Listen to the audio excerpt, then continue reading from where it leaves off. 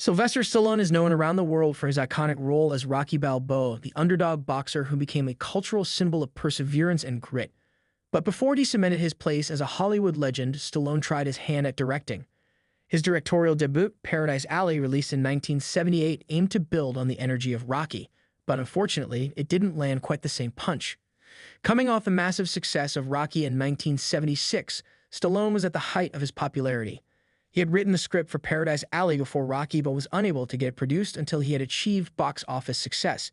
Once Rocky became a hit, the doors opened for Stallone to not only star in but also direct his next project.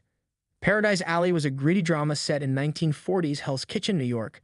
The story followed three Italian-American brothers trying to escape the hardships of their working-class life. One of them becomes a professional wrestler, and the story centers on the challenges they face as they chase their version of the American dream. The film had a lot in common with Rocky. It featured themes of brotherhood, ambition, and redemption. It had physical combat, in this case wrestling instead of boxing, and centered around characters living on the margins of society. Stallone even used a similar emotional tone, aiming for a heartfelt blend of drama and triumph. However, critics and audiences didn't respond to Paradise Alley with the same enthusiasm. While Rocky had captured hearts with its sincerity and underdog story, Stallone's directorial debut was seen as heavy-handed and uneven. Some reviewers criticized the film's pacing and tone, suggesting that it tried to do too much at once. Despite Stallone's best efforts, the film was a commercial disappointment.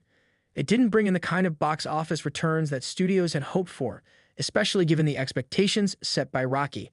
Reviews were mixed to negative, with some praising Stallone's ambition but others pointing out that his inexperience as a director showed. Stallone played the lead role of Cosmo Carboni, the fast-talking, hustling older brother who pushes his siblings toward the wrestling world.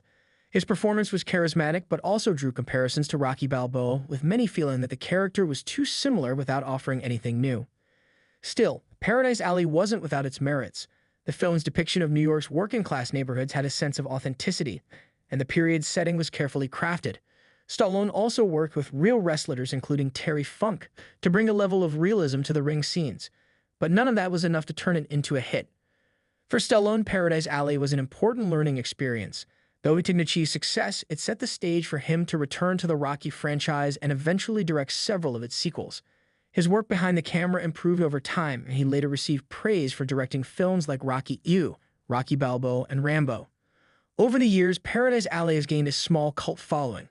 Some fans appreciate it as a forgotten piece of Stallone's history, a look at the early days of a man who would go on to become one of the most recognizable names in Hollywood.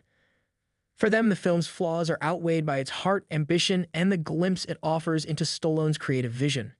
In interviews, Stallone has spoken candidly about the film, admitting that it was rough around the edges but expressing pride in having taken the leap into directing.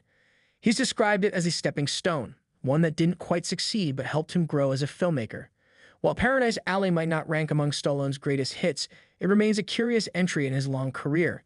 It showed his desire to branch out, tell stories beyond boxing, and take control of his work behind the scenes.